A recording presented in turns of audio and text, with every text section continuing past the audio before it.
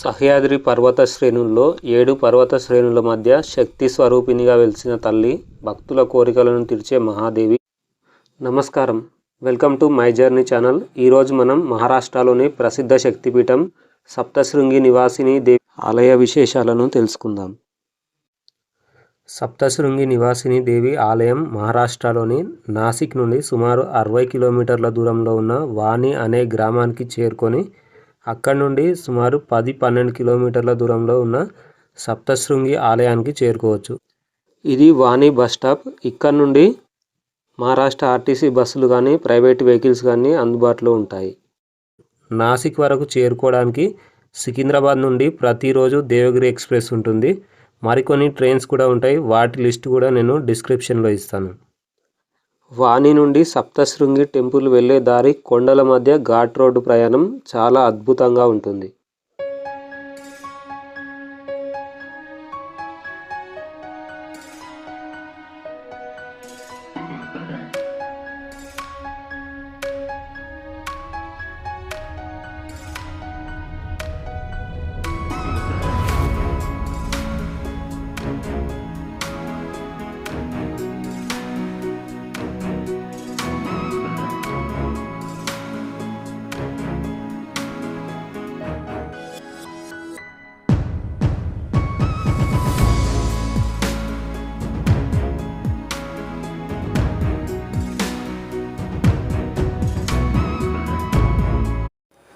కొండ మీదకి ఎక్కిన తర్వాత దేవాలయానికి చేరుకోవడానికి సుమారు 500 మెట్లు ఎక్కవలసి ఉంటుంది.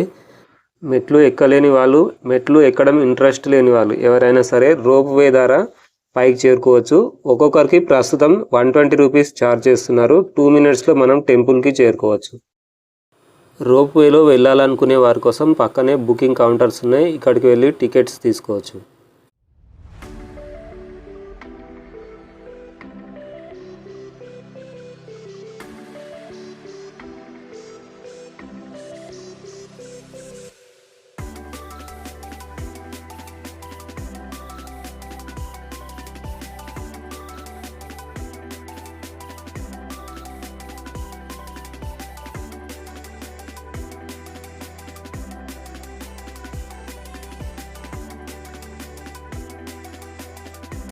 టెంపుల్ లోపలికి వెళ్ళిన తర్వాత అవసరమైనటువంటి పూజా సామాగ్రి మొత్తం ఇక్కడే అమ్ముతున్నారు. కావాల్సిన వారు తీసుకొని వెళ్ళవచ్చు.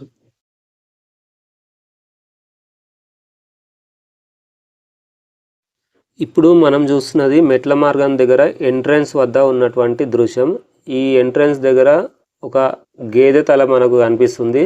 దుర్గామాత మహిషాసురుణ్ణి సంహరించిన దానికి చిహ్నంగా ఇక్కడ ఏర్పాటు చేయడం జరిగింది. పురాణాల ప్రకారం మహిషాసురుడు దేవతలను వేధించగా దుర్గాదేవి మహిషాసుర మర్దిని రూపంలో ఇక్కడ అవతరించి మహిషాసురుణ్ణి సంహరించింది. ఈ ప్రాంతానికి మరొక విశేషం ఏంటంటే రామాయణ కాలంలో లక్ష్మణుడు ఇక్కడే తపస్సు చేశాడని చెప్తారు. మహారాష్ట్రలోని తుల్జాపూర్, కొల్హాపూర్, మాహూర్లు 3 శక్తిపీఠాలు కాగా నాసిక్లోని శక్తిపీఠం అర్ధశక్తిపీఠం. అందుకే సప్తశృంగి శక్తిపీఠాన్ని అర్ధశక్తిపీఠంగా పరిగణిస్తారు.